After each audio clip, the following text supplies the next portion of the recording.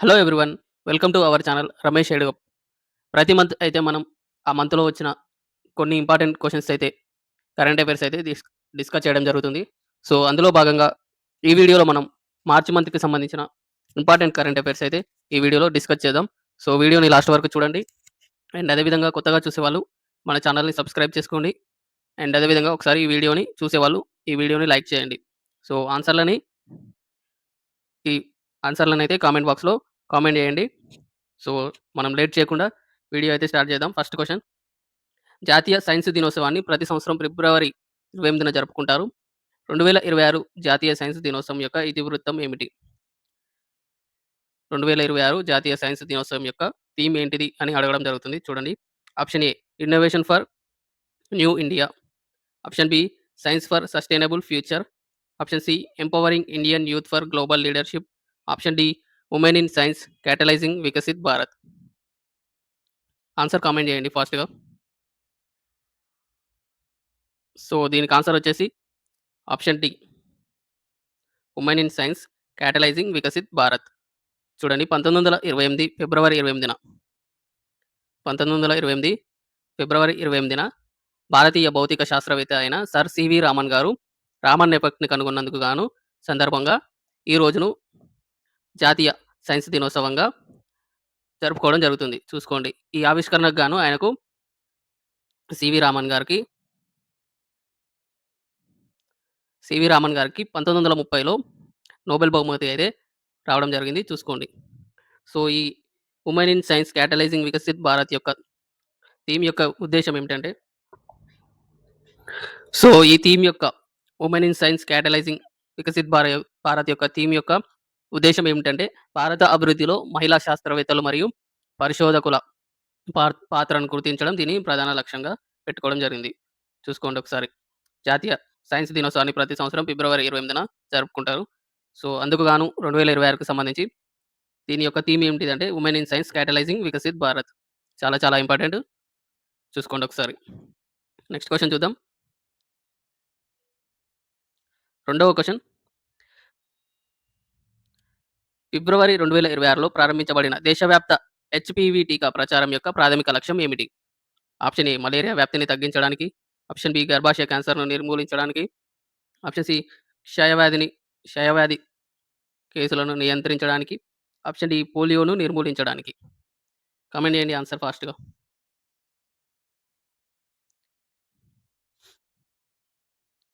దీని యొక్క ఆన్సర్ వచ్చేసి ఆప్షన్ బి గర్భాశయ క్యాన్సర్‌ను నివారించడానికి. ఫిబ్రవరి 2026లో ప్రారంభించబడిన దేశవ్యాప్త హెచ్‌పివి టీకా ప్రచారం యొక్క ప్రాథమిక లక్ష్యం ఏమిటి అంటే, గర్భాశయ క్యాన్సర్‌ను నివారించడానికి ఈ హెచ్‌పివి హ్యూమన్ పాపిలోమా వైరస్ టీకా ప్రచారాన్ని అయితే తీసుకురావడం జరిగింది. దీన్ని ఫిబ్రవరి 28న ప్రధానమంత్రి నరేంద్ర మోదీ గారు రాజస్థాన్‌లోని అజ్మీర్ నుండి ప్రారంభించడం జరిగింది. ఈ ప్రచారాన్ని ఫిబ్రవరి 28న రాజస్థాన్‌లోని అజ్మీర్ నుండి నరేంద్ర మోదీ గారైతే ఈ ప్రచారాన్ని ప్రారంభించడం జరిగింది. సో, ఈ ప్రచారం యొక్క ప్రాథమిక లక్ష్యం ఏమిటంటే, గర్భాశయ క్యాన్సర్, సర్వైకల్ క్యాన్సర్‌ను మహిళల్లో అత్యధికంగా వచ్చే ఈ క్యాన్సర్ అనేది మహిళల్లో అత్యధికంగా వస్తుంది. సో, మహిళల్లో అత్యధికంగా వచ్చే రెండో రకం క్యాన్సర్ అయిన ఈ గర్భాశయ క్యాన్సర్‌ను నివారించడం మరియు నిర్మూలించడం దీని ప్రధాన లక్ష్యం.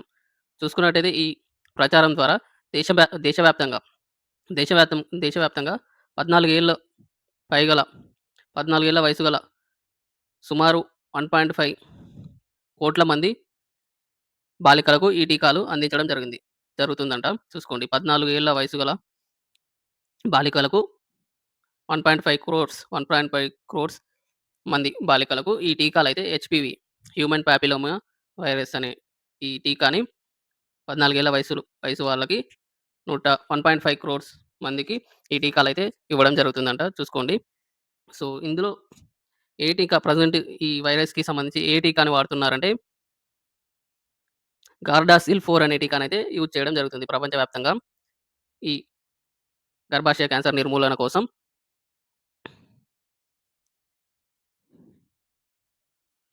గార్డాసిల్ 4 అనే టీకానైతే వాడడం జరుగుతుంది. చూసుకోండి ఒకసారి. చాలా చాలా ఇంపార్టెంట్. నెక్స్ట్ క్వెషన్ చూద్దాం. మూడవ question. NITI Aayog chief executive officer సీఈఓగా అదనపు బాధ్యతలు ఎవరు చేపట్టారు? Option A Nidhi Chibber, option B Rajiv Kumar, option C Amitabh Kant, option D BVR Subrahmanyam. Comment చేయండి ఆన్సర్‌ని ఫాస్ట్‌గా. సో, దీని యొక్క ఆన్సర్ వచ్చేసి option A Nidhi Chibber. NITI Aayog chief executive ఆఫీసర్‌గా అదనపు బాధ్యతలు ఎవరు చేపట్టారంటే ఇటీవల నీతి చిబ్బర్ గారు చేపట్టడం జరిగింది. చూసుకున్నట్టయితే ఈమె అదనపు బాధ్యతలు చేపట్టడం జరిగింది. అయితే ఈమె ప్రస్తుతం నీతి ఆయోగ్ పరిధిలోని development monitoring and evaluation office డీఎంఈఓకి డైరెక్టర్ జనరల్‌గా పనిచేయడం జరుగుతుంది. చూసుకోండి. ఈమె ప్రస్తుతం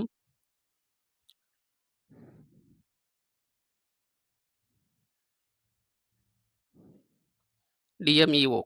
ప్రస్తుతం ఈమె directorate development monitoring and evaluation ఆఫీస్‌కి డైరెక్టర్ జనరల్‌గా పనిచేయడం జరుగుతుంది.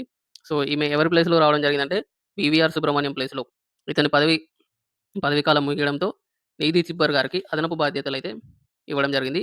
ఇన్ టర్మ్ అంటే కొద్ది కాలం పాటే పర్మనెంట్‌గా చేసే వరకు ఈ పర్మనెంట్ పర్సన్ వచ్చే వరకు ఈమె నీతి చిబ్బర్ గారు ఇన్ టర్మ్ సీఈఓగా ఉండడం జరుగుతుంది. సో, నీతి ఆయోగ్‌కి చైర్మన్‌గా ప్రధానమంత్రి అయితే ఉండడం జరుగుతుంది. చూసుకోండి ఒకసారి అది. చాలా చాలా ఇంపార్టెంట్. సో, నెక్స్ట్ క్వెషన్ చూద్దాం. 4వ question. Iran Iran supreme leader, Iran supreme నాయకుడి పాత్రను తాత్కాలికంగా నెరవేర్చడానికి ఇటీవల ఎవరు నియమితులయ్యారు? Option A Ebrahim Raisi, option B Ayatollah Ali Reza Arafi, option C Ayatollah Ahmad Jannati, option D Mohammad Bagher Ghalibaf. Answer చేయండి ఫాస్ట్‌గా. సో, దీనికి ఆన్సర్ వచ్చేసి ఆప్షన్ బి అండి. Ayatollah Ali Reza Arafi. తెలిసిందే అండి మీకు ఇజ్రాయెల్ వార్ వల్ల Iran supreme నాయకుడైన అయతుల్లా అలీ ఖమేనీ గారు మరణం తర్వాత ఆ బాధ్యతలను తాత్కాలికంగా నిర్వహించడానికి సీనియర్ మతాధికారి అయిన అయతుల్లా అలీ రెజా అరాఫీని నియమించడం జరిగింది. తాత్కాలికంగా నిర్వహించడం జరిగింది. చూడండి. అయితే ఇతని తర్వాత ప్రెజెంట్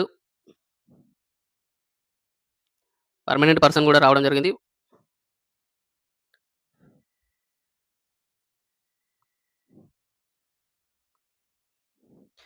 ప్రెజెంట్ పర్మనెంట్ పర్సన్‌గా మోజ్తబా ఖమేనీ, మోజ్తబా ఖమేనీ గారు ఫుల్ టైమ్ ఇరాన్ సుప్రీం నాయకుడిగా నియమితులవ్వడం జరిగింది. చూసుకోండి ఒకసారి. మోజ్తబా ఖమేనీ గారు ప్రెజెంట్ అయితే ఇరాన్ సుప్రీం నాయకుడిగా నియమించడం జరిగింది. చూసుకోండి. చాలా చాలా important. Iran supreme leader Ali Ayatollah Ali Khamenei మరణం తర్వాత ఇన్ టర్మ్ తాత్కాలికంగా అయతుల్లా అలీ రెజా అరాఫీ చేయడం జరిగింది. దాని తర్వాత కొద్ది రోజులకి మోజ్తబా ఖమేనీ గారు పర్మనెంట్ సుప్రీం నాయకుడిగా ఎన్నుకోవడం జరిగింది. చూసుకోండి ఒకసారి ఇది. చాలా చాలా ఇంపార్టెంట్. నెక్స్ట్ క్వెషన్ చూద్దాం. 5వ క్వెషన్. 2025, 26 సీజన్‌లో ఫైనల్‌లో కర్ణాటకను ఓడించి తమ తొలి రంజీ ట్రోఫీ టైటిల్‌ను గెలుచుకున్న జట్టు ఏది? Option A Delhi, option B Mumbai, option C Vidarbha, option D Jammu and Kashmir. Answer చేయండి ఫాస్ట్‌గా క్వెషన్‌కి. సో, దీని ఆన్సర్ వచ్చేసి ఆప్షన్ డి అండి. జమ్మూ కాశ్మీర్. 2025, 26 సీజన్‌లో ఫైనల్‌లో చూడండి కర్ణాటకను ఓడించడం ద్వారా తొలి రంజీ ట్రోఫీ టైటిల్‌ని గెలుచుకున్న జట్టుగా జమ్మూ కాశ్మీర్ జట్టు అయితే నిలవడం జరిగింది. చూడండి ఒకసారి. సో, చూసుకున్నట్టయితే ఇది ఫైనల్ మ్యాచ్ కర్ణాటకలోని హుబ్బల్లిలోని కేఎస్‌సీఏ రాజ్ నగర్ స్టేడియంలో ఫైనల్ అయితే నిర్వహించడం జరిగింది. చూసుకోండి అదొకసారి. ఫైనల్ కర్ణాటకలోని హుబ్బల్లిలోని కేఎస్‌సీఏ కేఎస్‌సీఏ రాజ్‌నగర్ స్టేడియంలో ఫైనల్ నిర్వహించడం జరిగింది. చూసుకోండి. సో, చూసుకున్నట్టయితే ఈ రంజీ ట్రోఫీ వచ్చేసి 91వ ఎడిషన్ అండి. 91వ ఎడిషన్. చూసుకోండి ఇది కూడా ఇంపార్టెంట్.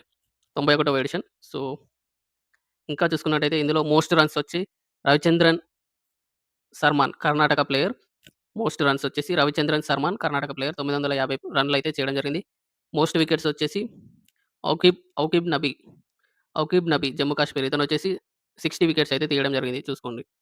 సో, ఈ రంజీ ట్రోఫీనైతే మొట్టమొదటిసారిగా 1934లో స్టార్ట్ చేయడం జరిగింది బీసీసీఐ. చూసుకోండి. రంజీ ట్రోఫీని 1934లో మొట్టమొదటిసారిగా స్థాపించడం జరిగింది. అండ్ చూసుకున్నట్టయితే అత్యధిక విజయాలు చూసుకున్నట్టయితే ముంబైకి రావడం జరిగింది. అత్యధిక విజయాలు ముంబై గెలవడం జరిగింది. టోటల్‌గా 42 టైటిల్‌నైతే ఈ ముంబై అయితే గెలుచుకోవడం జరిగింది. చూసుకోండి. అదేవిధంగా 2024, 25 సీజన్‌లో విదర్భ అయితే విజేతగా ఉంది. 2024, 25 సీజన్ గాను విదర్భ విజేతగా నిలవడం జరిగింది. సో, ఇప్పుడు ప్రెజెంట్ 2025, 26కి గాను జమ్మూ కాశ్మీర్ అయితే విజేతగా నిలవడం జరిగింది. చూసుకోండి అది. చాలా చాలా ఇంపార్టెంట్ స్పోర్ట్స్ నుండి. నెక్స్ట్ క్వెషన్ చూద్దాం. 6వ క్వెషన్. మానవ వన్యప్రాణుల సంఘర్షణను పరిష్కరించడానికి ప్రాజెక్ట్ హనుమాన్‌ను ఏ భారతదేశంలో ప్రారంభించారు? సారీ, క్వెషన్ కొంచెం తేడా ఉంది. మానవ జంతువు మానవ వన్య మానవ వన్యప్రాణుల సంఘర్షణను పరిష్కరించడానికి ప్రాజెక్ట్ హనుమాన్‌ను భారతదేశంలోని ఏ రాష్ట్రంలో ప్రారంభించారు? Option A Odisha, option B Karnataka, option C Andhra Pradesh, option D Tamil Nadu. Answer చేయండి ఫాస్ట్‌గా. దీనికి ఆన్సర్ వచ్చేసి ఆప్షన్ సి అండి, ఆంధ్రప్రదేశ్. ఆంధ్రప్రదేశ్ డిప్యూటీ సీఎం అయిన ఆహ్, ఆంధ్రప్రదేశ్ డిప్యూటీ సీఎం, అటవీ మరియు పర్యావరణ శాఖ మంత్రి అయిన పవన్ కళ్యాణ్ గారు మార్చి 3 మార్చి 3న ఈ ప్రపంచ వన్యప్రాణుల దినోత్సవం సందర్భంగా మార్చి 3న ప్రపంచ వన్యప్రాణుల దినోత్సవం సందర్భంగా విజయవాడ సమీపంలోని మంగళగిరిలో దీన్ని ఏపీ డిప్యూటీ సీఎం అయిన పవన్ కళ్యాణ్ గారు ప్రారంభించడం జరిగింది. చూసుకోండి ఒకసారి. చాలా చాలా ఇంపార్టెంట్ స్టేట్ ఎగ్జామ్ రాసే వాళ్ళకి. సో, ఎస్పెషల్లీ ఆంధ్రప్రదేశ్ వాళ్ళకి ఖచ్చితంగా ఏదో ఒక రాబోయే ఏపీ నోటిఫికేషన్‌లో ఈ క్వెషన్ అయితే అడిగే అవకాశం ఉంటుంది. చూసుకోండి. So, Hanuman full form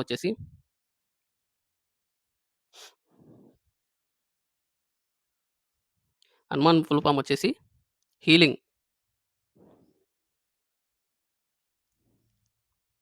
healing and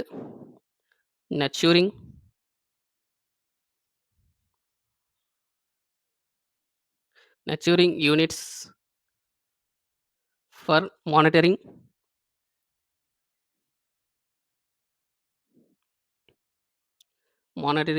aid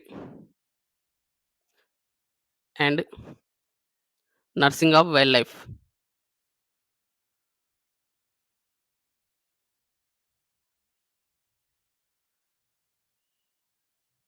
so, ఈ ఫుల్ ఫార్మ్ గూడా అడిగే అవకాశం ఉంటుంది. హనుమాన్ యొక్క ఫుల్ ఫార్మ్ వచ్చేసి healing and nurturing units for monitoring aid and nursing of wildlife అనేది దీని యొక్క ఫుల్ ఫార్మ్. సో, దీని యొక్క ముఖ్య ఉద్దేశ్యం ఏంటంటే అటవీ సరిహద్దు గ్రామ ప్రజలకు, అదేవిధంగా పంటలకు రక్షణ కల్పించడం, అదేవిధంగా వన్యప్రాణుల సంరక్షణ, అదేవిధంగా గాయపడిన జంతువులకు వైద్య చికిత్సలు అందించడం ఈ ప్రాజెక్ట్ యొక్క ప్రధాన ఉద్దేశ్యం. చూసుకోండి ఒకసారి ఇది. చాలా చాలా ఇంపార్టెంట్ క్వెషన్. ఆంధ్రప్రదేశ్‌లో తీసుకురావడం జరిగింది. ఎవరు స్టార్ట్ చేశారంటే ఆంధ్రప్రదేశ్ డిప్యూటీ సీఎం అయిన పవన్ కళ్యాణ్ గారు దీన్ని ప్రారంభించడం జరిగింది. ఎక్కడ ప్రారంభించారంటే ఇది విజయవాడ సమీపంలోని మంగళగిరిలో దీన్ని ప్రారంభించడం జరిగింది. చూసుకోండి ఒకసారి. సో, నెక్స్ట్ క్వెషన్ చూద్దాం. 7వ క్వెషన్.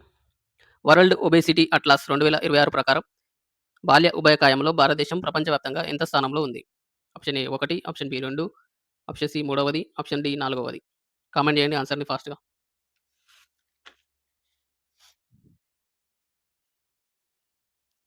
సో, దీని ఆన్సర్ వచ్చేసి ఆప్షన్ బి 2వ స్థానంలో ఉందండి.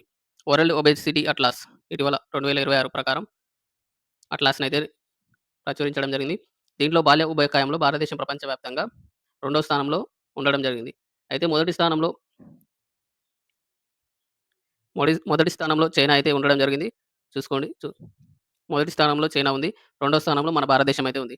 చూసుకున్నట్టయితే భారతదేశంలో సుమారు 4.1 కోట్ల మంది చిన్నారులు 5-19 ఏళ్ల లోపు వారు అధిక బరువు లేదా ఉభయకాయంతో బాధపడడం జరుగుతుంది.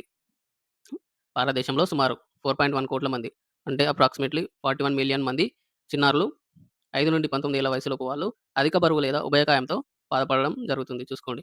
సో, ఇందులో ఏజ్ కేటగరీ వైస్ చూసుకున్నట్టయితే 5-9 ఇయర్స్ ఉన్న వాళ్ళు 1.5 కోట్ల మంది ఉన్నారు. అండ్ అదేవిధంగా 10-19 ఏళ్ల వయసు వాళ్ళు 2.6 కోట్ల మంది అయితే చిన్నారులు ఈ ఉభయకాయం ద్వారా బాధపడడం జరుగుతుంది. చూసుకోండి ఒకసారి ఇది. చాలా చాలా ఇంపార్టెంట్. సో, చూసుకున్నట్టయితే అమెరికాను అధిగమించి భారతదేశం 2వ స్థానంలో నిలవడం జరిగింది. ఇంతకుముందుకు అమెరికా ఉన్న 2వ ప్లేస్‌ని ఇప్పుడు ప్రెజెంట్ భారతదేశం అయితే దాన్ని అధిగమించి సెకండ్ ప్లేస్‌కి రావడం జరిగింది. అది కూడా చూసుకోండి. ఏ దేశాన్ని అధిగమించిందంటే అమెరికాను అధిగమించి భారత్ 2వ స్థానంలో నిలవడం జరిగింది. చాలా చాలా ఇంపార్టెంట్ క్వెషన్. చూసుకోండి ఒకసారి. సో, అదే విధంగా వీడియో చూసేవాళ్ళు మన వీడియోని లైక్ చేయండి. అదే విధంగా ఈ వీడియోని మీ ఫ్రెండ్స్‌కి షేర్ చేయండి. కొత్తగా చూసేవాళ్ళు మన ఛానెల్‌ని సబ్స్క్రైబ్ చేసుకోండి.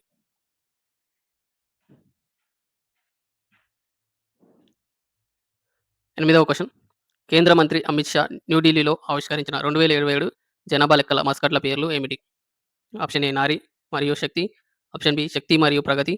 ఆప్షన్ సి ప్రగతి మరియు వికాస్. ఆప్షన్ డి ఉదయ్ మరియు ప్రగతి. కామెంట్ చేయండి ఆన్సర్‌ని ఫాస్ట్‌గా.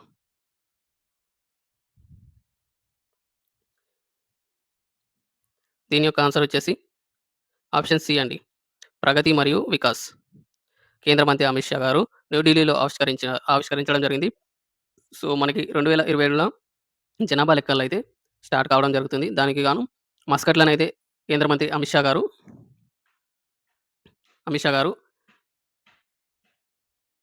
ఆవిష్కరించడం జరిగింది. చూసుకోండి.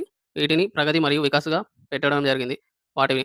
సో, చూసుకున్నట్టయితే మహిళా ఎన్యూమరేటర్ అంటే గణకర్తగా ప్రగతిని సూచించడం జరుగుతుంది. అండ్ పురుష ఎన్యూమరేటర్‌గా వికాస్‌నైతే తీసుకురావడం జరిగింది. మహిళా ఎన్యూమరేటర్‌గా ప్రగతి అండ్ పురుష ఎన్యూమరేటర్‌గా వికాస్‌నైతే తీసుకురావడం జరిగింది.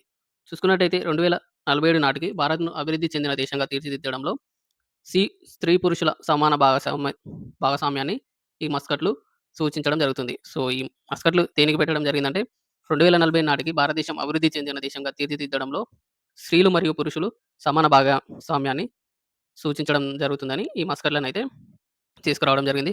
అండ్ అదే విధంగా ఈ 2027 జనాభా లెక్కలకు సంబంధించి ఇటీవల అంబాసిడర్‌నైతే నియమించడం జరిగింది. సో, అతని పేరుని కామెంట్ బాక్స్‌లో కామెంట్ చేయండి.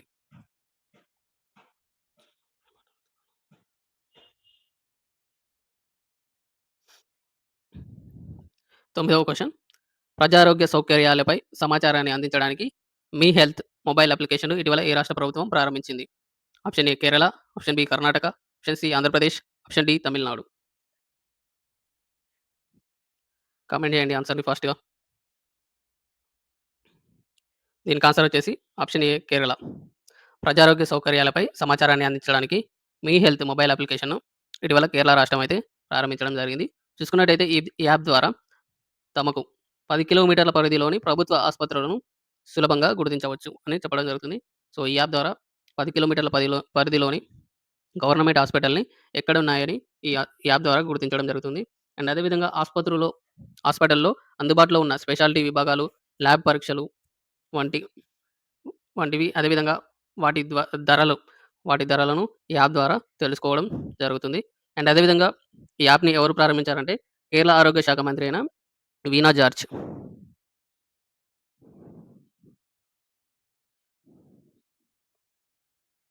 కేరళ ఆరోగ్య శాఖ మంత్రి అయిన వీణా జార్జ్ గారు ఈ అప్లికేషన్‌ని ప్రారంభించడం జరిగింది. చూసుకోండి. నెక్స్ట్ క్వెషన్ చూద్దాం. 10వ క్వెషన్. భారతదేశంలో వికలాంగుల సంక్షేమ పథకాల కోసం మొట్టమొదటి ఇంటిగ్రేటెడ్ ఆన్‌లైన్ ప్లాట్‌ఫార్మ్ అయిన దివ్యాంగ్ సహాయక్ పోర్టల్‌ను ఏ రాష్ట్రం ప్రారంభించింది? Option A Karnataka, option B Gujarat, option C Telangana, option D Maharashtra. Comment చేయండి ఆన్సర్‌ని ఫాస్ట్‌గా. సో, దీని యొక్క ఆన్సర్ వచ్చేసి ఆప్షన్ డి మహారాష్ట్ర అండి.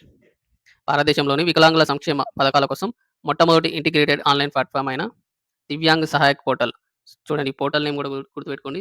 దివ్యాంగ్ సహాయక్ పోర్టల్‌ని ఏ రాష్ట్రం ప్రారంభించిందంటే మహారాష్ట్ర రాష్ట్రం అయితే ప్రారంభించడం జరిగింది. దీన్ని మహారాష్ట్ర సీఎం అయిన దేవేంద్ర ఫడ్నవీస్ గారు ఈ పోర్టల్‌ని అయితే ప్రారంభించడం జరిగింది.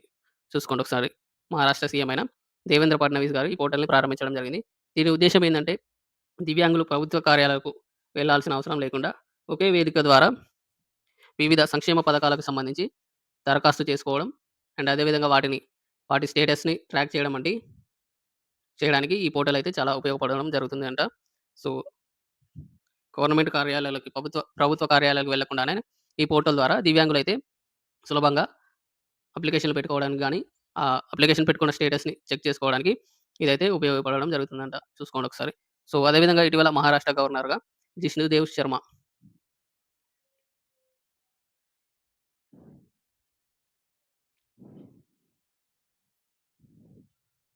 జిష్ణుదేవ్ వర్మ గారు నియమితులవ్వడం జరిగింది. చూసుకోండి ఇటీవల ఇతను మన తెలంగాణకి గవర్నర్‌గా పనిచేయడం జరిగింది. ఇటీవల మహారాష్ట్రకి గవర్నర్‌గా ట్రాన్స్‌ఫర్ అయితే అవ్వడం జరిగింది. చూసుకోండి ఒకసారి ఇది. నెక్స్ట్ క్వెషన్ చూద్దాం. 11వ క్వెషన్. సర్పంచ్ పతి ఆచారాన్ని ఎదుర్కోవడానికి ప్రభుత్వం ఇటీవల ఏ ప్రచారాన్ని ప్రారంభించింది? Option A Nari Shakti Abhiyan, option B Gram Vikas Abhiyan, option C no more proxy sarpanches, option D say no to proxy sarpanches. Comment చేయండి ఫాస్ట్‌గా ఆన్సర్‌ని. సో, దీని యొక్క ఆన్సర్ వచ్చేసి ఆప్షన్ డి అండి. Say no to proxy sarpanches. Sarpanch పతి ఆచారాన్ని ఎదుర్కోవడానికి ప్రభుత్వం ఇటీవల ఏ ప్రచారాన్ని ప్రారంభించిందంటే say no to proxy sarpanches. చూసుకున్నట్టయితే దీన్ని అంతర్జాతీయ మహిళా దినోత్సవం సందర్భంగా ఈ ప్రచారాన్ని ప్రారంభించడం జరిగింది.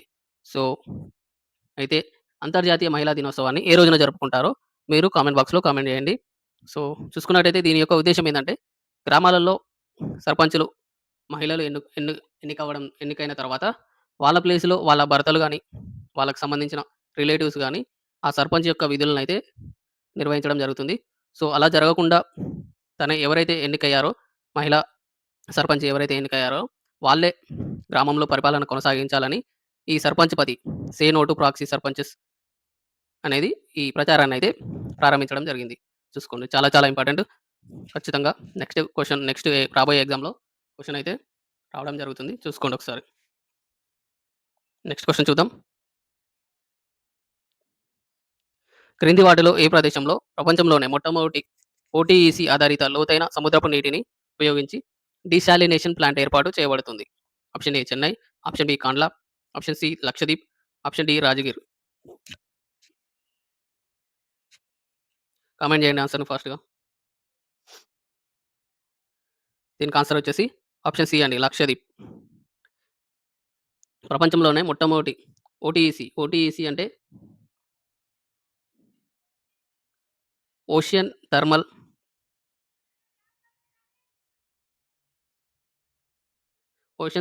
Energy conversion.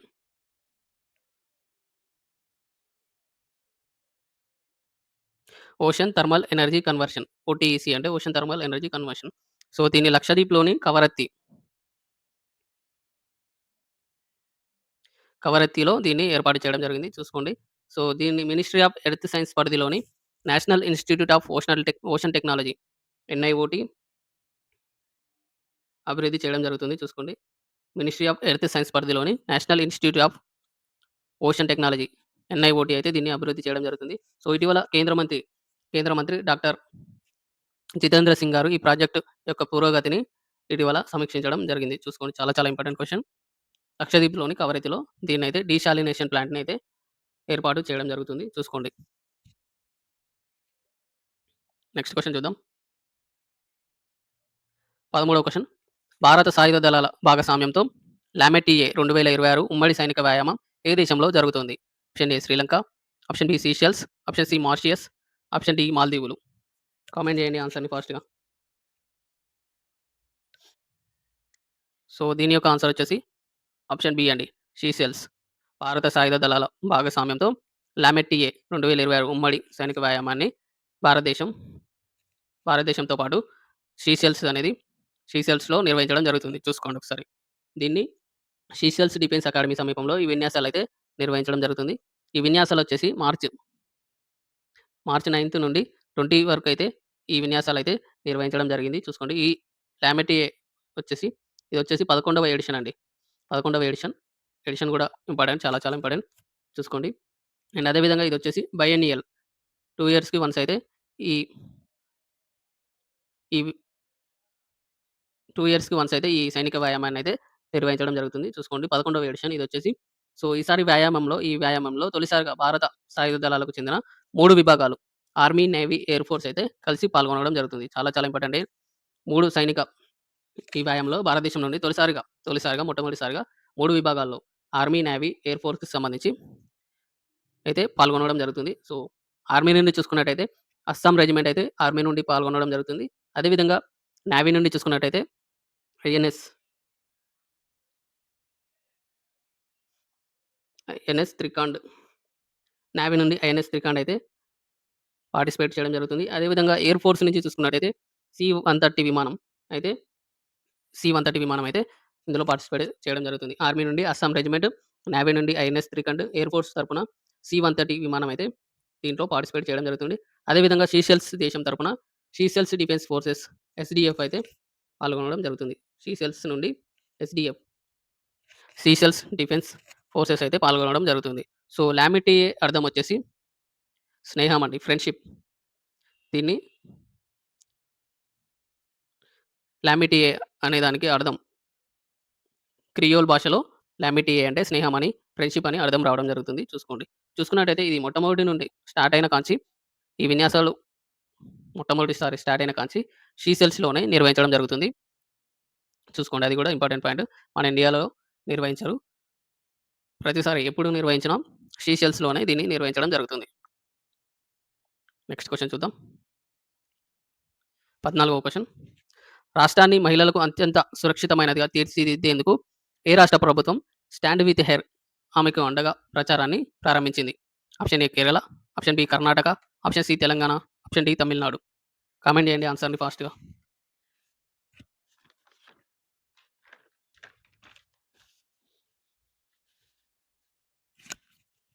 సో, దీని యొక్క ఆన్సర్ వచ్చేసి ఆప్షన్ సి అండి తెలంగాణ. సో, తెలంగాణ సీఎం రేవంత్ రెడ్డి గారు 2026 మార్చి 7న అంతర్జాతీయ మహిళా దినోత్సవం సందర్భంగా జేఎన్‌టీయూ జేఎన్‌టీయూ క్యాంపస్‌లో ఈ ప్రచారాన్నయితే ప్రారంభించడం జరిగింది. చూసుకున్నట్టయితే కేవలం చట్టాల ద్వారానే కాకుండా సామాజిక బాధ్యత ద్వారా మహిళలకు రక్షణ సాధ్యమని ఈ ప్రచారం హైలైట్ చేయడం జరుగుతుంది. చూసుకున్నట్టయితే అదేవిధంగా తెలంగాణను దేశంలోనే మహిళలకు అత్యంత సురక్షితమైన రాష్ట్రంగా అండ్ వారి సాధికారతకు కేంద్రంగా మార్చడం దీని ప్రధాన ఉద్దేశ్యంగా చెప్పడం జరుగుతుంది. చూసుకోండి. ఎవరు ప్రారంభించారంటే తెలంగాణ ముఖ్యమంత్రి అయిన రేవంత్ రెడ్డి గారు ప్రారంభించడం జరిగింది. ఎక్కడ ప్రారంభించారు? జేఎన్‌టీయూ క్యాంపస్‌లో ప్రారంభించడం జరిగింది. ఆహ్, ప్రచారం యొక్క పేరేంటిదంటే స్టాండ్ విత్ హెయిర్ అనే ప్రచారాన్ని ప్రారంభించడం జరిగింది. చూసుకోండి. చాలా చాలా ఇంపార్టెంట్. నెక్స్ట్ క్వెషన్ చూద్దాం. 15వ క్వెషన్. నీతి ఆయోగ్ విడుదల చేసిన ఆర్థిక ఆరోగ్య సూచిక ఎఫ్‌హెచ్‌ఐ 2026లో ఏ రాష్ట్రం అగ్రస్థానంలో ఉంది? Option A Odisha, option B Karnataka, option C Gujarat, option D Maharashtra. Answer చేయండి ఫాస్ట్‌గా. ఇటీవల నీతి ఆయోగ్ విడుదల చేసిన ఆరోగ్య సూచిక FHI physical health index. Physical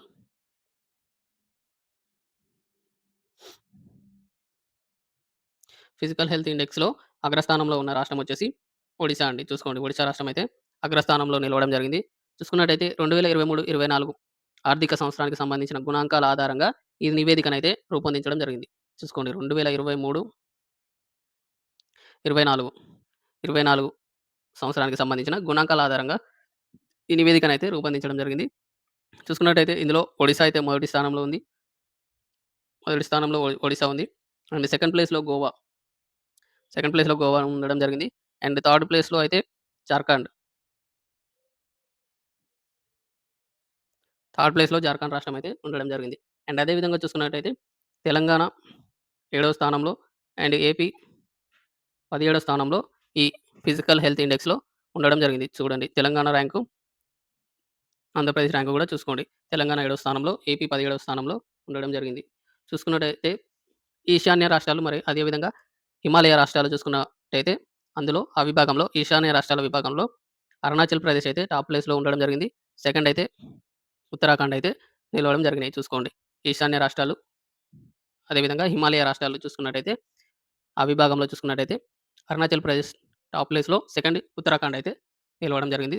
so, దీన్ని ఎవరు రిలీజ్ చేస్తారని కూడా అడిగే అవకాశం ఉంటుంది. చూడండి. నీతి ఆయోగ్ అయితే దీన్ని విడుదల చేయడం జరుగుతుంది. చాలా చాలా ఇంపార్టెంట్. చూసుకోండి ఒకసారి. Next question. 16వ క్వెషన్. అస్సాం నుండి మొదటిసారిగా యునైటెడ్ కింగ్‌డమ్ మరియు ఇటలీకి ఎగుమతి చేయబడిన జీఐ ట్యాగ్ చేయబడిన సుగంధ బియ్యం ఏది? Option A Joha rice, option B Sona Masuri, option C Basmati బియ్యం, ఆప్షన్ డి గోవిందోభోగ్ బియ్యం. కామెంట్ చేయండి ఆన్సర్‌ని ఫాస్ట్‌గా.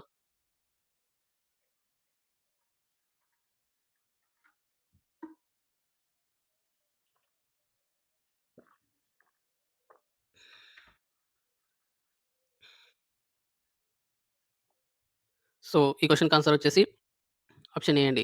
జోహా రైస్. చాలా చాలా ఇంపార్టెంట్.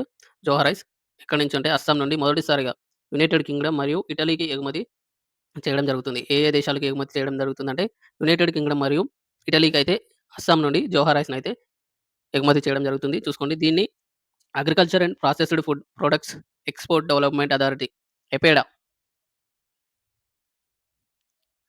ఎపేడా అనేది agriculture and processed food products export development authority APEDA ఆధ్వర్యంలో సుమారు సుమారుగా 25 మెట్రిక్ టన్నుల బియ్యాన్నయితే ఈ జోహర్ రైస్‌నయితే యునైటెడ్ కింగ్డమ్ మరియు ఇటలీకైతే ఎగుమతి చేయడం జరిగింది. చూసుకోండి. ఎప్పుడు ఎగుమతి ఎగుమతి చేశారంటే మార్చి 12న దీన్నైతే ఎగుమతి చేయడం జరిగింది. చూసుకోండి. మార్చి 12న అస్సాంలోని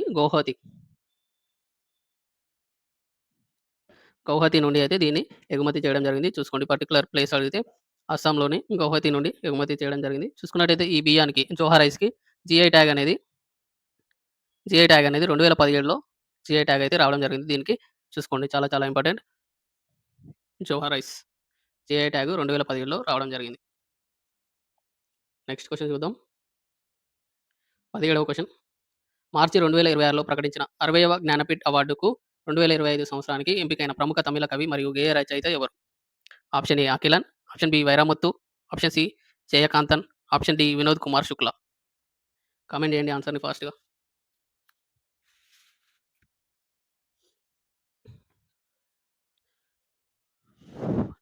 17వ క్వెషన్‌కి ఆన్సర్ వచ్చేసి ఆప్షన్ బి అండి వైరముత్తు. మార్చి 2026లో ప్రకటించిన 60వ చూసుకోండి ఎన్నోవదంటే 60వది.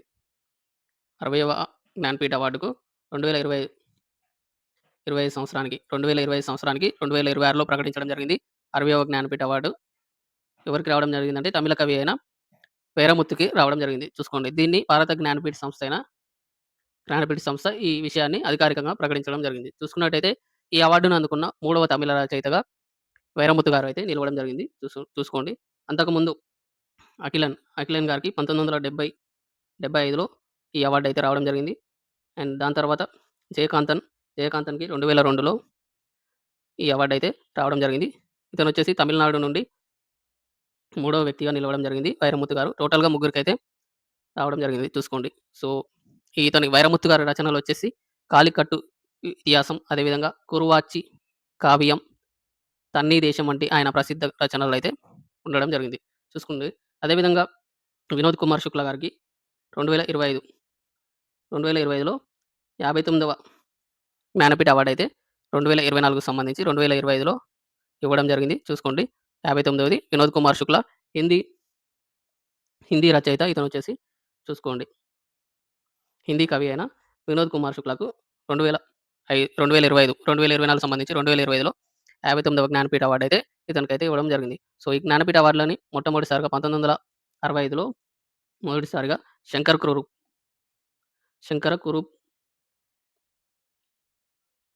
శంకర కురూప్ గారికి రావడం జరిగింది. చూసుకోండి. మొట్టమొదటిసారిగా 1965లో శంకర కురూప్ గారికి మొదటి జ్ఞానపీఠ అవార్డ్ అయితే రావడం జరిగింది. చాలా చాలా ఇంపార్టెంట్ క్వెషన్. చూసుకోండి ఒకసారి. 18వ క్వెషన్. 98వ అకాడమీ అవార్డులో ఆస్కార్ 2026 ఉత్తమ చిత్రం అవార్డులను ఏ సినిమా గెలుచుకుంది? Option A 'Sinners', option B 'Hamnet', option C 'Frankenstein', option D 'One Battle After Another'. Comment చేయండి ఆన్సర్‌ని ఫాస్ట్‌గా.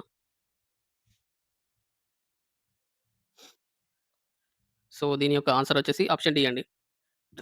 'వన్ బ్యాటిల్ ఆఫ్టర్ అనదర్' 98వ అకాడమీ అవార్డులు 2026 ఆస్కార్ అవార్డులు. అకాడమీ అవార్డులనా, ఆస్కార్ అవార్డులనా ఒకటే. 2026కి సంబంధించి ఉత్తమ చిత్ర అవార్డుగా ఏ సినిమా రావడం జరిగిందంటే 'వన్ బ్యాటిల్ ఆఫ్టర్ అనదర్' అనేది రావడం జరిగింది. సో, దీనికి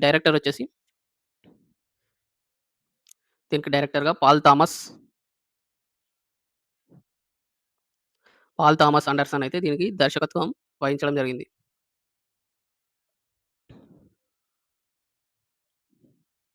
పాల్ థామస్ అండర్సన్ గారు దీన్ని డైరెక్ట్ చేయడం జరిగింది. చూసుకోండి. అండ్ అదే విధంగా ఉత్తమ నటుడు అవార్డు గాను మైకేల్ బి. జోర్డాన్‌కి సంబంధించి అతనికి రావడం జరిగింది. ఉత్తమ నటుడు మైకేల్ బి. జోర్డాన్‌కి 'Sinner' cinema hero Michael B. జోర్డాన్‌కి రావడం జరిగింది ఉత్తమ నటుడు అవార్డు. అదేవిధంగా ఉత్తమ నటి జెస్సీ జెస్సీ బక్లేకి రావడం జరిగింది. 'హామ్నెట్' మూవీ నటి ఉత్తమ నటి అవార్డు రావడం జరిగింది జెస్సీ బక్లే. అండ్ ఉత్తమ సహాయ నటిగా అమీ మాడిగన్‌కి రావడం జరిగింది. 'విట్సన్' మూవీకి సంబంధించి ఉత్తమ సహాయ నటిగా అమీ మాడిగన్ అయితే ఆమెకి రావడం జరిగింది. అండ్ అదేవిధంగా ఎక్కువ అవార్డులు గెలుచుకుంది. ఈ ఆస్కార్ అవార్డ్‌లో ఎక్కువ అవార్డులు గెలుచుకున్నది 'వన్ బ్యాటిల్ అనదర్' అనేది 6 విభాగాల్లో ఈ ఆస్కార్ అవార్డులయితే ఎక్కువగా గెలుచుకోవడం జరిగింది. చూసుకోండి అది. 'వన్ బ్యాటిల్ ఆఫ్టర్' అనేది 6 విభాగాల్లో ఎక్కువ అవార్డులయితే గెలుచుకోవడం జరిగింది. చూసుకోండి. అదే విధంగా అత్యధిక నా నామినేషన్‌లు, అత్యధిక నామినేషన్‌లు 'సిన్నర్స్' మూవీ. 'సిన్నర్స్' మూవీ అత్యధిక నామినేషన్‌లు 16 నామినేషన్‌లో ఏసి 16 నామినేషన్‌లో నిలవడం జరిగింది 'సిన్నర్స్' మూవీ అనేది. చూసుకోండి. Next question. 19వ క్వెషన్. ఇటీవల తెలుగు భాషకు గాను సాహిత్య అకాడమీ అవార్డ్ 2025ను ఎవరు అందుకున్నారు? Option A Varavara Rao, option B Gorati Venkanna, option C Nandini Siddha Reddy, option D Suddala Ashok Teja. Comment చేయండి ఆన్సర్‌ని ఫాస్ట్‌గా. దీని యొక్క ఆన్సర్ వచ్చేసి ఆప్షన్ సి అండి. నందిని సిద్ధారెడ్డి. ఇటీవల తెలుగు భాషకు గాను సాహిత్య అకాడమీ అవార్డు 2025 గాను ఎవరికి లభించడం జరిగిందంటే నందిని సిద్ధారెడ్డి గారికి లభించడం జరిగింది. సో, ఆయన రచించిన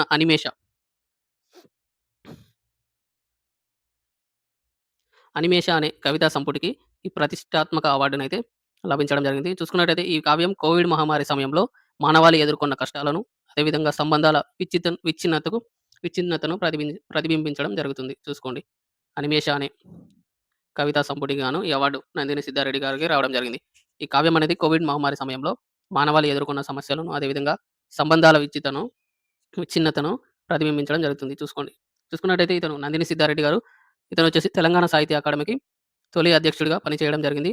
అండ్ అదేవిధంగా తెలంగాణ ఉద్యమంలో కీలక పాత్ర అయితే పోషించడం జరిగింది. అండ్ ఇతను రాసిన అత్యంత ప్రజాదరణ పొందిన పాటగా 'ఆగేటి చాలల నా తెలంగాణ' అనే పాటైతే ఇతను రాసిన దాంట్లో ప్రసిద్ధి చెందిన పాటగా చెప్పుకోవచ్చు. తెలంగాణ ఉద్యమంలో చాలా పాటలైతే రాయడం జరిగింది ఇతను. చూసుకోండి. నందిని సిద్ధారెడ్డి గారు. అండ్ అదేవిధంగా ఈ సాహిత్య అకాడమీ అవార్డులో యువ పురస్కారం, యువ పురస్కారం వచ్చేసి ప్రసాద్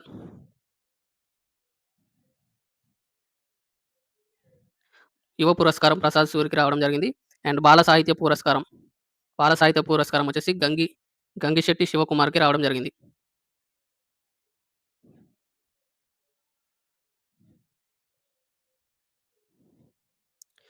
యువ పురస్కారం ప్రసాద్ సూరికి రావడం జరిగింది. బాల సాహిత్య పురస్కారం వచ్చేసి గంగిశెట్టి శివకుమార్‌కైతే రావడం జరిగింది. చూసుకోండి. చాలా చాలా ఇంపార్టెంట్. నెక్స్ట్ క్వెషన్ చూద్దాం. 20వ క్వెషన్. ఎక్సర్సైజ్ సీ డ్రాగన్ 2026 అనే బహుళ జాతి జలాంతర్గామి వ్యతిరేక యుద్ధ విన్యాసానికి ఏ దేశం ఆతిథ్యం ఇస్తోంది? Option A Japan, option B Australia, option C New Zealand, option D United states. Answer చేయండి ఫాస్ట్‌గా కామెంట్ బాక్స్‌లో.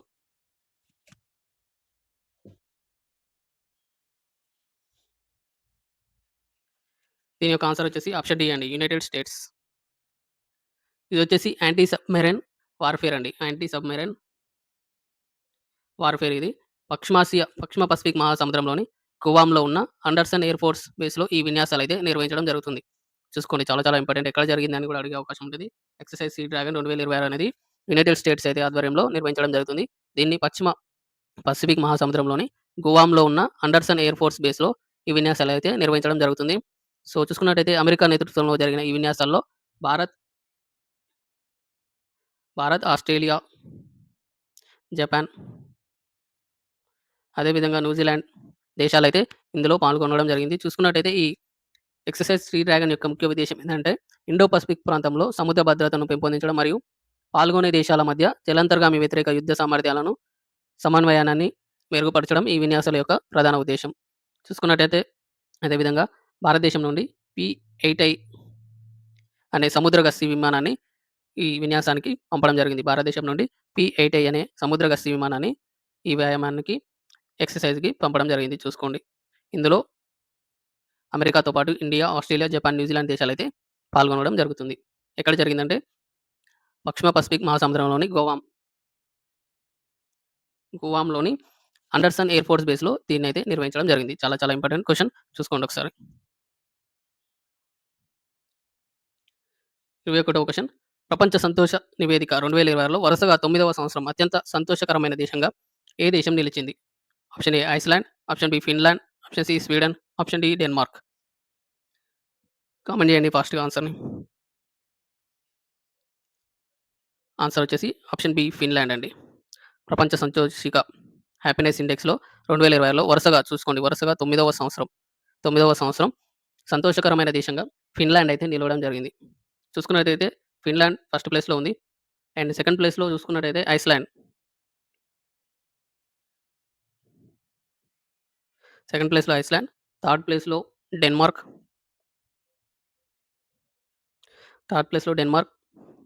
ఫోర్త్ ప్లేస్‌లో కోస్టారికా,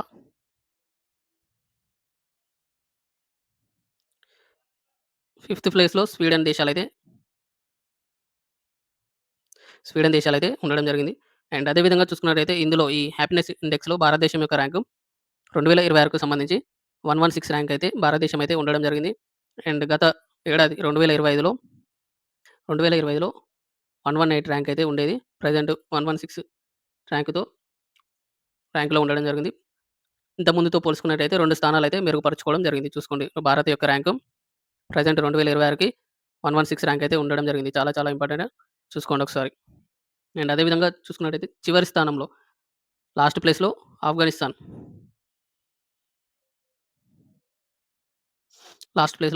అయితే నిలవడం జరిగింది. చూసుకోండి అది. చాలా చాలా ఇంపార్టెంట్. భారతదేశం యొక్క ర్యాంకు 116. Next question. ప్రపంచ ఆరోగ్య సంస్థ WHO నుండి ఇటీవల తన సభ్యత్వాన్ని అధికారికంగా ఉపసంహరించుకున్న దక్షిణ అమెరికా దేశం ఏది? Option A Peru, option B Chile, option C ఇదేదో పడ్డది. Option D Argentina. కామెంట్ చేయండి ఆన్సర్‌ని ఫాస్ట్‌గా. ఆన్సర్ వచ్చేసి ఆప్షన్ డి అండి అర్జెంటీనా. ప్రపంచ ఆరోగ్య సంస్థ WHO నుండి ఇటీవల తన సభ్యత్వాన్ని అధికారికంగా ఉపసంహరించుకున్న దక్షిణ అమెరికా దేశం ఏందంటే అర్జెంటీనా అయితే ఇటీవల WHO నుండి అయితే వైదొలగడం జరిగింది. చూసుకున్నట్టయితే మార్చి 17న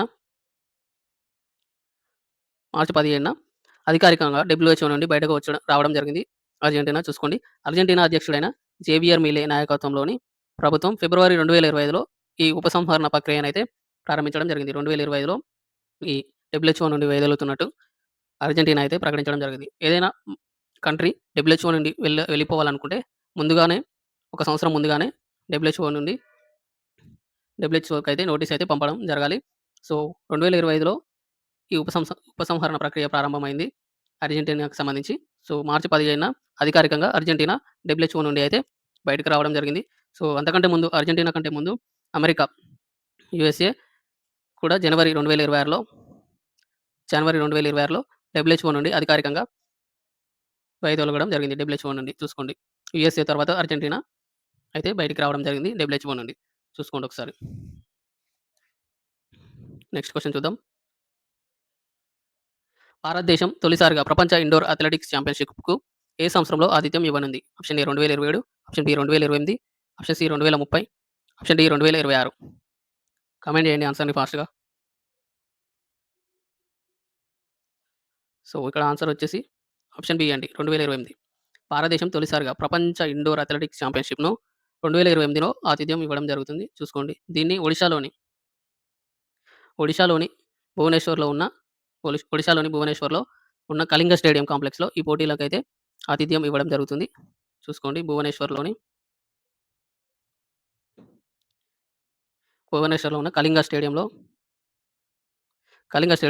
స్టేడియం కాంప్లెక్స్‌లో ఈ పోటీలో అయితే ఆతిథ్యం ఇవ్వనుంది.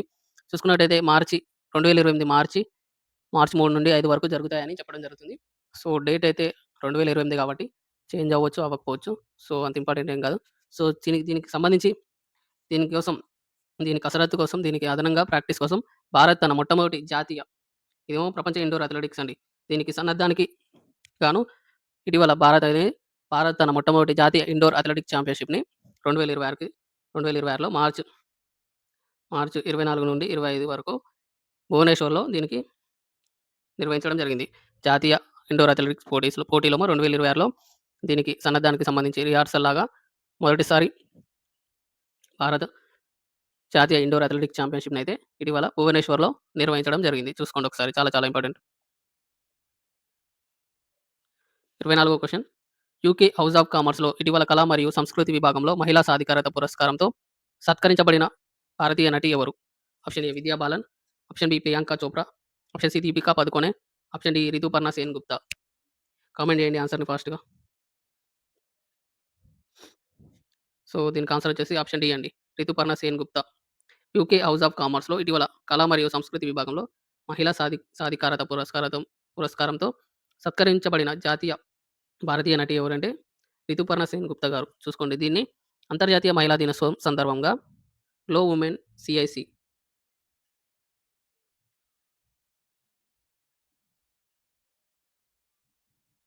గ్లో వుమెన్ సీఐసీ నిర్వహించిన కార్యక్రమంలో ఈ గౌరవం అయితే రితుపర్ణ సేన్ గుప్తా గారికి దక్కడం జరిగింది. చూసుకోండి అంతర్జాతీయ మహిళా దినోత్సవం సందర్భంగా గ్లో వుమెన్ సీఐసీ అనే సంస్థ నిర్వహించిన కార్యక్రమంలో ఈ అవార్డునైతే ఇవ్వడం జరిగింది.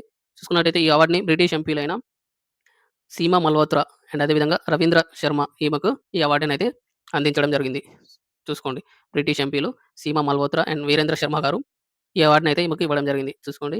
అండ్ అదేవిధంగా ఈమెకు ఎందుకు ఇవ్వడం జరిగిందంటే ఈమె భారతీయ సినిమా మరియు సంస్కృతి ప్రచారంలో ఆమె చేసిన సుదీర్ఘ కృషికి గాను ఈ గుర్తింపు పురస్కారాన్నయితే అందజేయడం జరిగింది.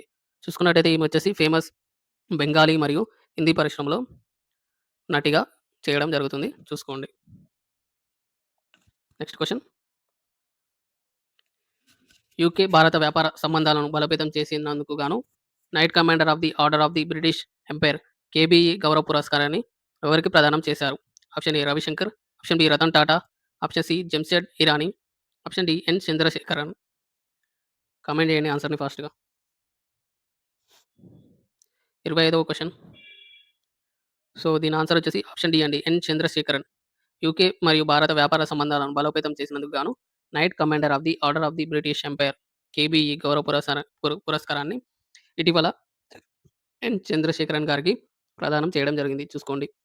సో, ఈ అవార్డ్ వచ్చేసి భారతదేశం మరియు యునైటెడ్ కింగ్డమ్ మధ్య వ్యాపార, వాణిజ్య, ఆర్థిక సంబంధాలను పెంపొందించడంలో చేసిన కృషికి గాను ఈ అవార్డునైతే ఇవ్వడం జరుగుతుంది. చూసుకోండి. ఇటీవల ఎన్ చంద్రశేఖరన్ టాటా టాటా సన్స్‌కి సంబంధించిన వ్యక్తి ఎన్ చంద్రశేఖరన్ గారికి ఈ అవార్డునైతే ఇవ్వడం జరిగింది. చూసుకోండి ఒకసారి.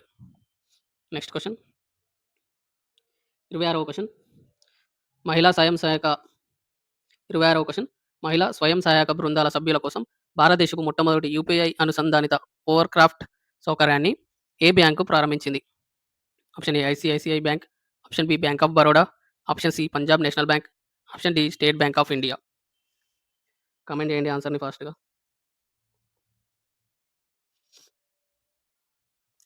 సో, దీని ఆన్సర్ వచ్చేసి ఆప్షన్ బి అండి. Bank of Baroda.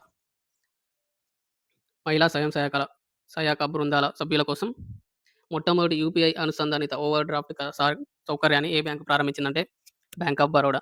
చూసుకున్నట్టయితే ఈ పథకాన్ని మార్చి 20, 2026న హైదరాబాద్‌లో జరిగిన గ్రామీణాభివృద్ధిపై జరిగిన 25వ సెంట్రల్ లెవెల్ కోఆర్డినేషన్ కమిటీ సీఎల్‌సీసీ సమావేశంలో కేంద్ర మంత్రి శివరాజ్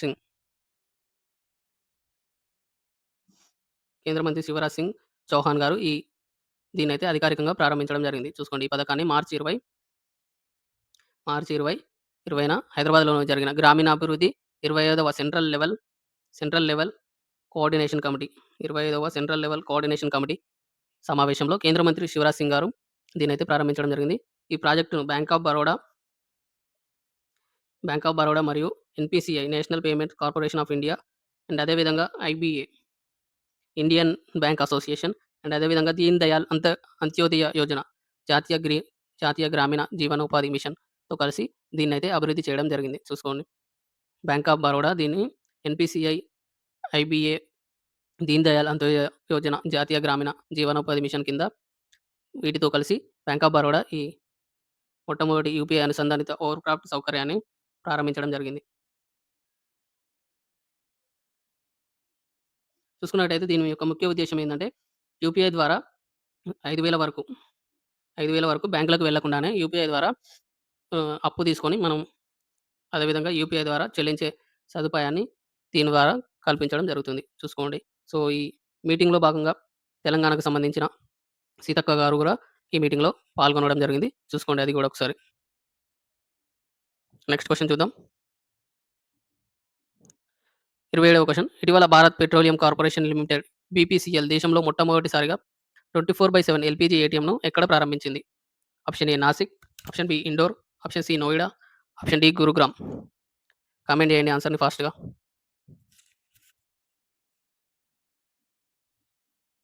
దీని యొక్క ఆన్సర్ వచ్చేసి ఆప్షన్ డి గురుగ్రామ్ అండి. ఇటీవల Bharat petroleum corporation limited BPCL దేశంలోనే మొట్టమొదటిసారిగా 24/7 ఎల్పీజీ ఏటీఎంను హర్యానాలోని హర్యానాలోని గురుగ్రామ్‌లో ప్రారంభించడం జరిగింది. చూసుకోండి. ఇది గురుగ్రామ్‌లోని సోహ్నా రోడ్డులో ఉన్న సెక్టార్ 33లోని సెంట్రల్ పార్క్ పవర్ వ్యాలీలో ఏర్పాటు చేయడం జరిగింది దీన్ని. చూసుకోండి. గురుగ్రామ్‌లోని సోహ్నా రోడ్‌లో ఉన్న సెక్టార్ 33లో దీన్ని ఏర్పాటు చేయడం జరిగింది. సో, ఈ సరికొత్త ఆటోమేటెడ్ గ్యాస్ వెండింగ్ మిషన్‌ను భారత్ గ్యాస్ ఇన్‌స్టా ఎల్‌పీజీ అనే పేరుతో కూడా పిలవడం జరుగుతుంది. దీన్ని Bharat gas insta LPG LPG పేరుతో కూడా దీన్ని పిలవడం జరుగుతుంది. చూసుకోండి. ఓటీపీ ద్వారా ఇది కేవలం 2-3 నిమిషాల్లో ఖాళీ సిలిండర్‌ను ఇచ్చి కొత్త సిలిండర్‌నయితే పొందవచ్చు. ఈ ఏటీఎం ద్వారా మనకు ఓటీపీ వస్తుంది. దాని ద్వారా 2-3 నిమిషాల్లో మనకి కొత్త సిలిండర్‌నయితే ఇవ్వడం జరుగుతుంది. పాత ఖాళీ సిలిండర్‌ని తీసుకొని. సో, చూసుకున్నట్టయితే ప్రస్తుతం ఇందులో 10 కేజీ సిలిండర్‌నయితే బరువుండే సిలిండర్‌నయితే కంపోజిట్ ఫైబర్ సిలిండర్‌ను అందుబాటులో ఉంచడం జరిగింది. చూసుకోండి. 10 కేజీ కంపోజిట్ ఫైబర్ సిలిండర్‌నయితే ఇందులో ప్రెజెంట్ అయితే అందుబాటులో ఉంచడం జరిగింది. చూసుకోండి. చాలా చాలా ఇంపార్టెంట్. సో, ఇటీవల మనకి గ్యాస్ కొరత ఏర్పడడం జరిగింది. దాని ద్వారా ఈ బీపీసీఎల్ అనేది భారత్ పెట్రోలియం కార్పొరేషన్ లిమిటెడ్ అనేది గ్యాస్ ఏటీఎంని, ఎల్‌పీజీ ఏటీఎంని గురుగ్రామ్, హర్యానాలో తీసుకురావడం జరిగింది. చూసుకోండి. యూనిఫార్మ్ సివిల్ కోడ్ 28వ question. Uniform civil code UCC bill 2026ను ఆమోదించిన రెండవ రాష్ట్రంగా ఇటీవల ఏది నిలిచింది? Option A Gujarat, option B Uttarakhand, option C Uttar Pradesh, option D Madhya Pradesh. Comment చేయండి ఆన్సర్‌ని ఫాస్ట్‌గా.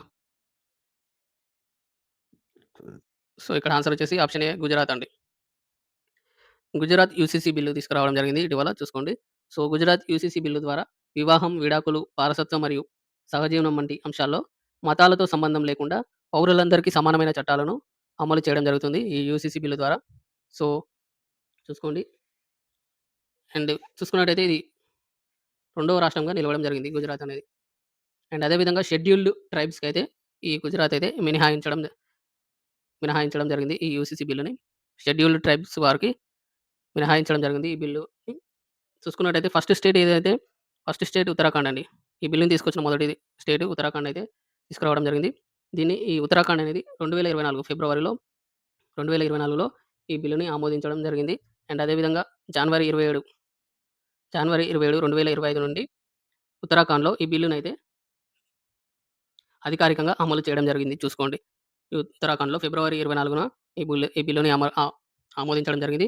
జనవరి 27 నుండి 2025 నుండి ఈ బిల్లుని అమలు చేయడం జరుగుతుంది ఉత్తరాఖండ్‌లో చూసుకోండి. బిఫోర్ ఇండిపెండెన్స్, చూసుకున్నట్టయితే గోవా అనేది మొదటి రాష్ట్రంగా ఉండడం జరుగుతుంది చూసుకోండి. సో, అదే విధంగా ఈ యూసీసీ బిల్లుకి సంబంధించి ఆర్టికల్ 44 అనేది గుర్తుపెట్టుకోండి. చాలా చాలా ఇంపార్టెంట్.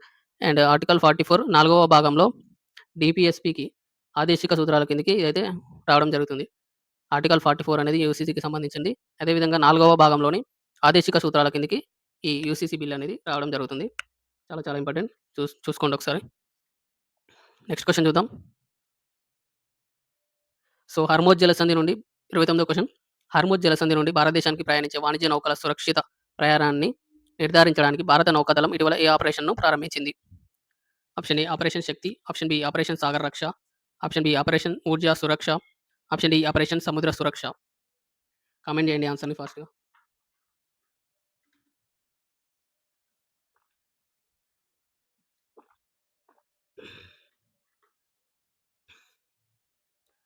సో, దీని యొక్క ఆన్సర్ వచ్చేసి ఆప్షన్ సి అండి. ఆపరేషన్ ఊర్జా సురక్ష.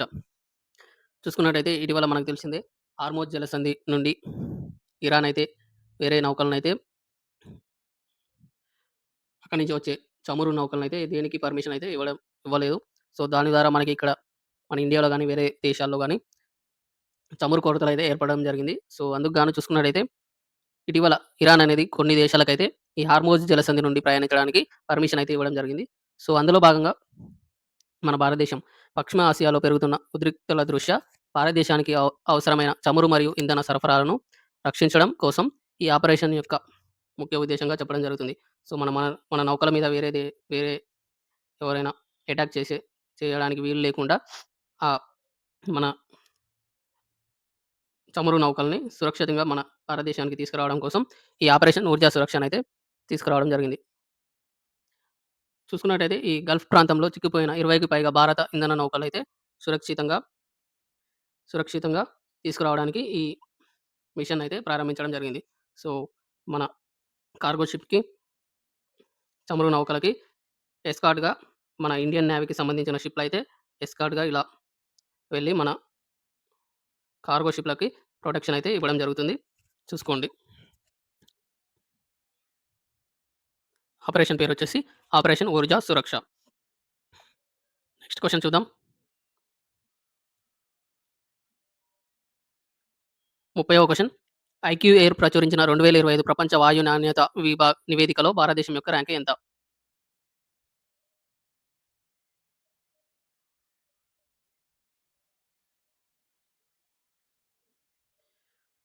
30వ క్వెషన్.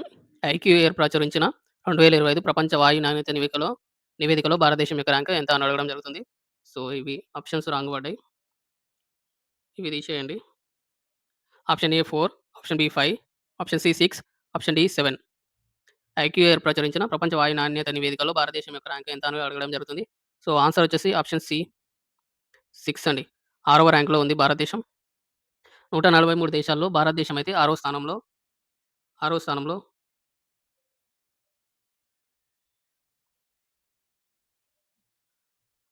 6వ స్థానంలో ఉండడం జరిగింది. చూసుకోండి. చూసుకున్నట్టయితే అత్యధిక యూపీలోని లోని లోని ప్రపంచంలోనే అత్యంత కలుషిత నగరంగా గుర్తించడం జరిగింది. చూసుకోండి. అత్యంత కలుషిత నగరంలో యూపీలోని లోని లోనిను అత్యంత కలుషిత నగరంగా గుర్తించడం జరిగింది. అదేవిధంగా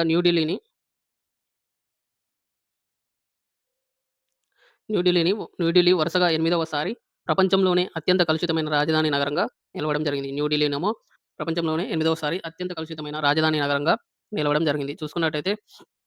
యూపీ చూసుకున్నట్టయితేమో ప్రపంచంలోనే అత్యంత కలుషిత నగరంగా నిలవడం జరిగింది. రాజధాని ప్రకారంగా చూసుకున్నట్టయితే న్యూఢిల్లీ 8వ సారి అత్యంత కలుషితమైన రాజధాని నగరంగా నిలవడం జరిగింది.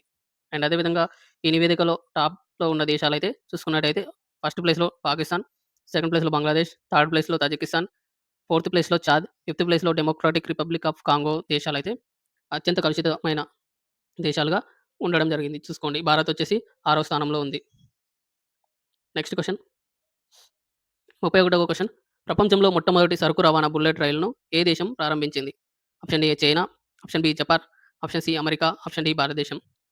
సో, ఈ క్వెషన్‌కి మీరే హోమ్ వర్క్‌గా కామెంట్ బాక్స్‌లో ఆన్సర్‌నైతే కామెంట్ చేయండి.